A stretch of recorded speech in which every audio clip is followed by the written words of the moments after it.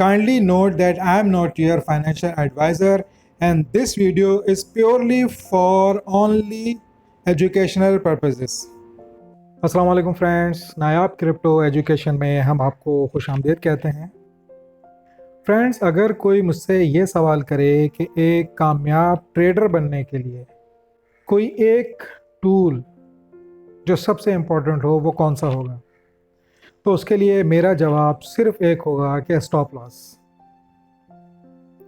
Stop loss के बगैर आपको ट्रेडिंग का सोचना भी नहीं चाहिए। और आज की इस वीडियो का टॉपिक स्टॉप लॉस है कि स्टॉप लॉस हमें कहाँ कब इस्तेमाल करना है, स्टॉप लॉस की कौन कौन सी किस्में होती हैं और स्टॉप लॉस क्यों ज़रूरी होता है।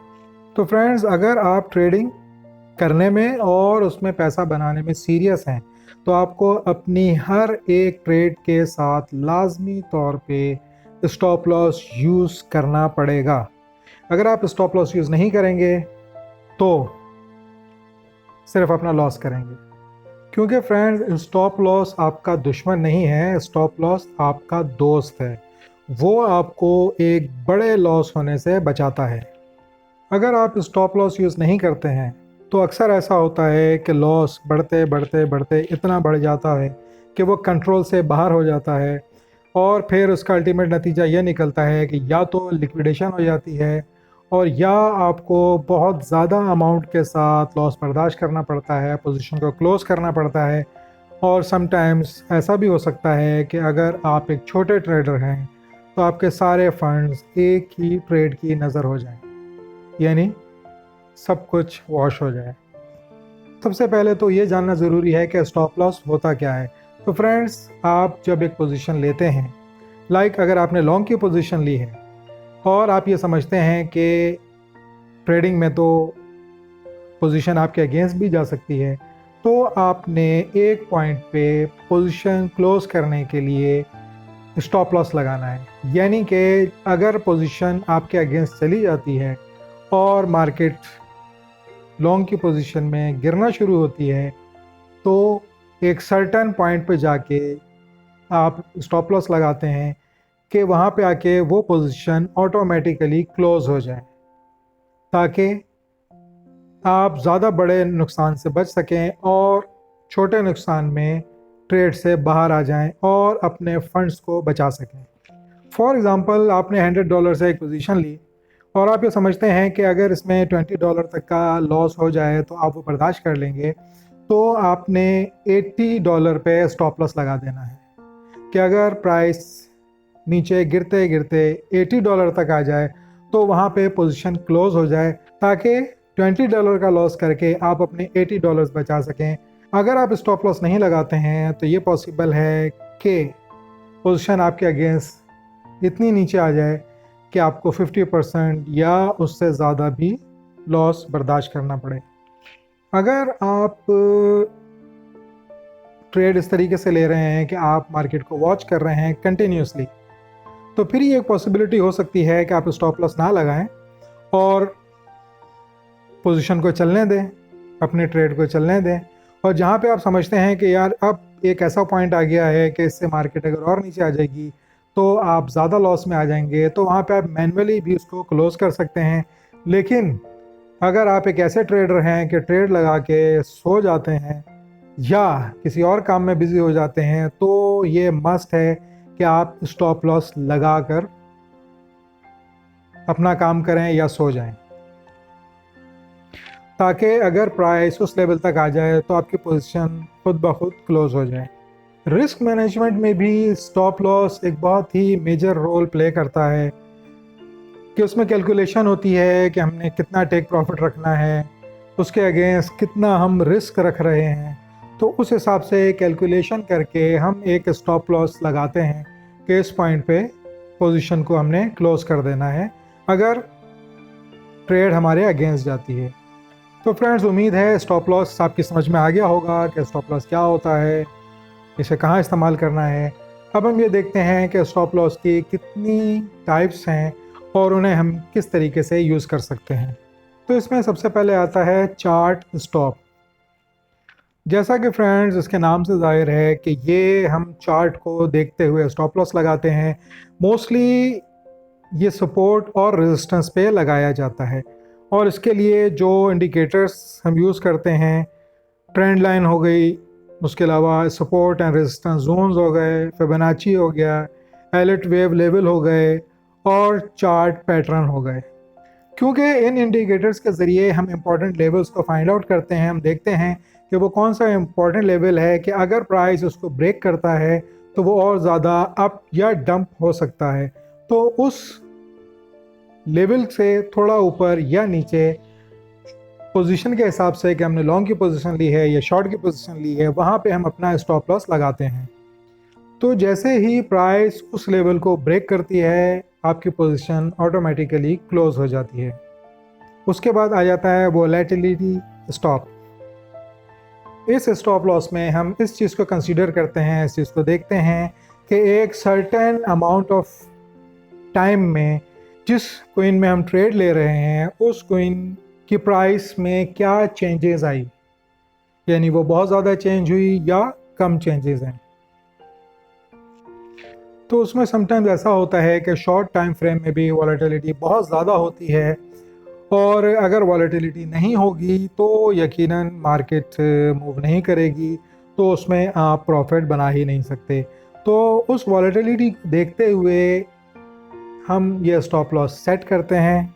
हालांकि ऐसी मार्केट में जहाँ पे वॉलेटिलिटी बहुत ज़्यादा हो, ट्रेडिंग करना ख़तरनाक हो सकता है, क्योंकि मार्केट आपके अगेंस्ट भी जा सकती है और आपका लॉस भी हो सकता है। तो इस वॉलेटिलिटी को चेक करने के लिए नॉर्मली जो सबसे पॉपुलर इंडिकेटर है वो है बॉलिंजर बैंड। बॉलिंजर बैंड में की जो मिडल लाइन है वो मूविंग एवरेज को शो करती है, और अपर लाइन और लोअर लाइन मार्केट में मौजूद वॉलेटिलिटी को शो करती है। तो उन पॉइंट्स के ऊपर हम स्टॉप लॉस लगाते हैं। इसके अलावा एक और इंडिकेटर होता है एवरेज ट्रू रेंज, ATR। तो ATR के ज़रिए भी हम मेज़र करते हैं कि मार्केट में कितनी वॉलेटिलिटी है, और उस हिसाब से हम स्टॉप लॉस लगाते हैं। क्योंकि ATR हमें यह बताता है कि किसी भी कोइन की जो एवरेज रेंज है वो एक सर्टन पीरियड ऑफ टाइम में क्या रही, तो उस हिसाब से हम स्टॉप लॉस लगाते हैं। और ATR के ज़रिए स्टॉप लॉस लगाने का तरीक़ाकार ये होता है कि स्टॉप लॉस का जो पॉइंट होता है उससे ऊपर या नीचे जिस हिसाब से आप पोजीशन लेंगे उस हिसाब से आपने स्टॉप लॉस लगाना है। उसके बाद फ्रेंड्स तीसरा नंबर पे आ जाता है टाइम स्टॉप। जैसा कि फ्रेंड इसके नाम से ज़ाहिर है कि ये एक specific pre defined time period के लिए होती है ट्रेड, और उस टाइम पे हम इसे क्लोज कर देते हैं। फॉर एग्ज़ाम्पल वीकेंड्स पे ये स्टॉप लॉस ज़्यादा यूज़ किया जाता है, या फिर एंड ऑफ द डे ये स्टॉप लॉस लगाया जाता है कि जब सारी मार्केट क्लोज़ हो रही हो तो वहाँ पे हम स्टॉप लॉस लगा दें और अपनी पोजीशन को भी क्लोज़ कर दें, क्योंकि मार्केट जब ओपन होगी तो नो आइडिया कि वो अप जाएगी या डाउन जाएगी। और इसी तरीके से नॉर्मली फ्राइडे चूँकि लास्ट ट्रेडिंग डे होता है तो बहुत सारे ट्रेडर्स उस टाइम भी अपनी पोजीशंस क्लोज कर देते हैं। और उसके बाद फ्रेंड्स आखिर में आता है परसेंटेज स्टॉप लॉस। और जैसा कि इसके नाम से ज़ाहिर है कि ये परसेंटेज के हिसाब से स्टॉप लॉस लगाया जाता है। फॉर एग्ज़ाम्पल अगर आप $100 से अपनी पोजीशन ओपन करते हैं और रिस्क आप 3% रखते हैं, तो उस हिसाब से स्टॉप लॉस आपने ऐसी पोजीशन पे लगाना है कि जहाँ पे $3 अगर आपका लॉस हो रहा हो तो वहाँ पे पोजीशन क्लोज हो जाए। फ्रेंड्स कुछ ट्रेडर्स ये समझते हैं कि परसेंटेज स्टॉप लॉस सबसे बेस्ट होता है, लेकिन एक बात जहन में रहे कि परसेंटेज स्टॉप लॉस आप अपने लॉस को देखते हुए लगाते हैं कि आप कितना लॉस बर्दाश्त कर सकते हैं। उसमें मार्केट जो जिस हिसाब से चल रही है, जो उसकी रेजिस्टेंस है, जो उसकी सपोर्ट है, उस हिसाब से वो स्टॉप लॉस नहीं होता। तो मोस्टली चांस ये भी होता है कि अगर आप परसेंटेज के हिसाब से स्टॉप लॉस लगाते हैं तो वो स्टॉप लॉस हिट कर जाए।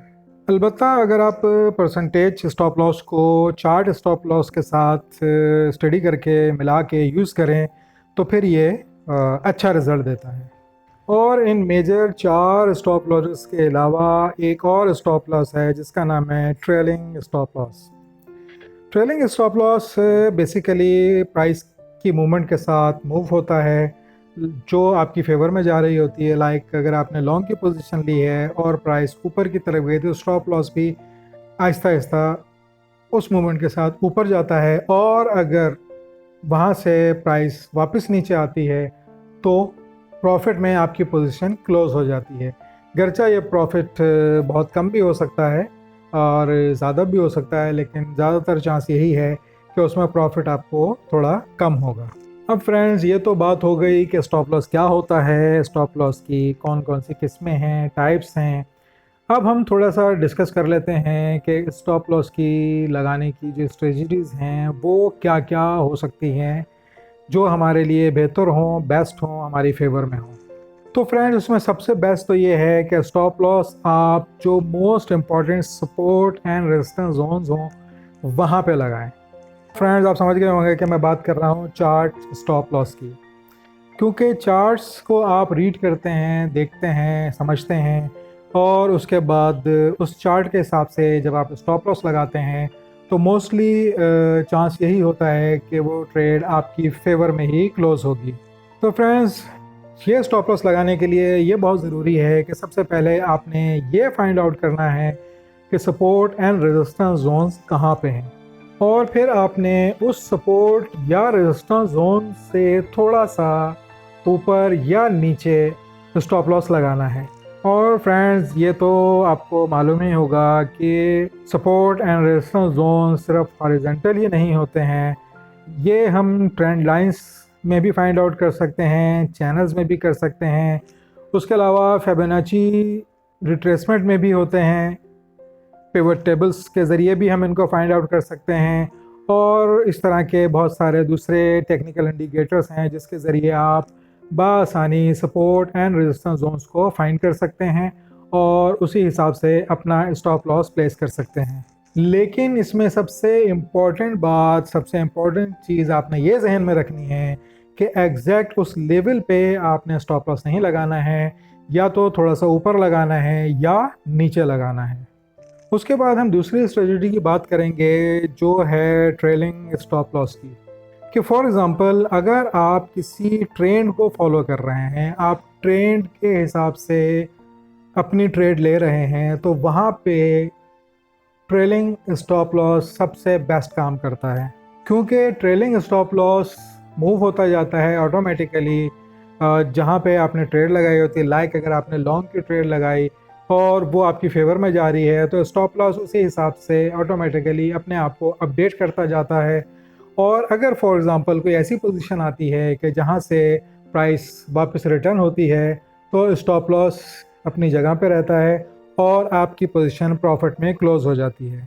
लेकिन ट्रेलिंग स्टॉप लॉस लगाने के लिए ये ज़रूरी है कि आप ट्रेंड का जो हायर लो है और हायर हाई है उसका जो एवरेज डिस्टेंस है वो फाइंड आउट करें, और साथ ही lower low and lower high को भी आपने देखना है अगर आप शॉर्ट की पोजीशन की बात करते हैं तो उस हिसाब से आपको आइडिया हो जाएगा कि ये कौन सा पॉइंट है कि जहाँ पे आपने स्टॉप लॉस लगाना है।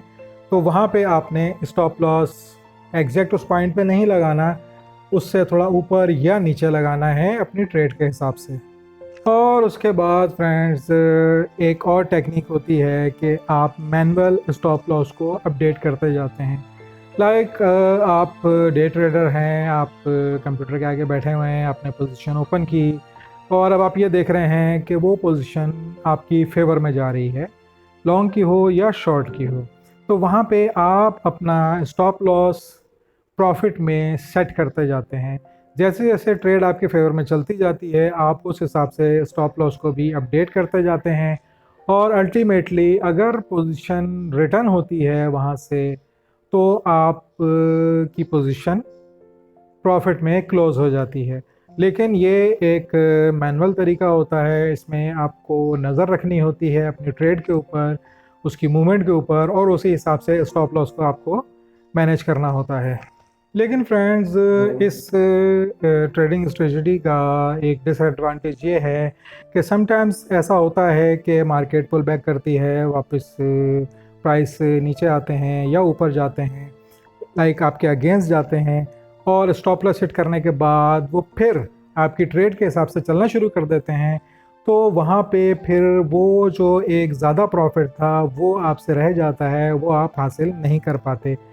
लेकिन नॉर्मली इस टेक्निक को ट्रेडर उस वक्त यूज़ करते हैं कि जब वो परसेंटेज के हिसाब से कैलकुलेट कर रहे होते हैं। लाइक अगर वो देखते हैं कि उनकी ट्रेड 30% प्रॉफिट में चली गई है उनके हिसाब से, तो वो अपना स्टॉप लॉस ब्रेक इवन पे ले आते हैं या एंट्री पॉइंट पे ले आते हैं, ताकि फॉर एग्जांपल अगर वहाँ से रिवर्स भी हो तो वो जो एक अमाउंट है कि जो जिसकी मैंने अभी बात की कि वो प्रॉफिट रह जाता है, तो उस प्रॉफिट को हासिल करने के लिए या ट्रेड को कंटिन्यू रखने के लिए वो ब्रेक इवन पे या एंट्री पॉइंट के ऊपर अपना स्टॉप लॉस ले आते हैं। इसी तरीके से कुछ ट्रेडर्स टेक प्रॉफिट के हिसाब से चलते हैं कि जब वो टेक प्रॉफिट 1 पे पहुंचते हैं तो वो अपना स्टॉप लॉस ब्रेक इवन पे ले आते हैं, एंट्री पॉइंट पे ले आते हैं, और जब टेक प्रॉफिट 2 पे पहुंचते हैं तो अपना स्टॉप लॉस टेक प्रॉफिट 1 पे ले आते हैं।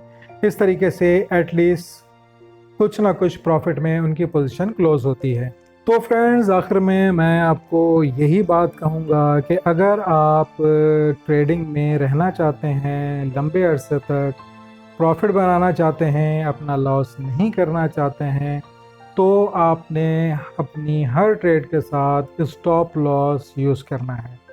बग़ैर स्टॉप लॉस के ट्रेडिंग ना करें, क्योंकि वो फिर ट्रेडिंग नहीं रहती, गैम्बलिंग हो जाती है, और गैम्बलिंग आपको मालूम ही है कि हमेशा नुकसान ही देती है। गैम्बलिंग में कभी भी फ़ायदा नहीं होता है। तो फ्रेंड्स, उम्मीद है स्टॉप लॉस की ये वीडियो आपकी समझ में आई होगी, और इस वीडियो से रिलेटेड अगर आपका कोई भी सवाल हो तो नीचे आप कमेंट्स में पूछ सकते हैं।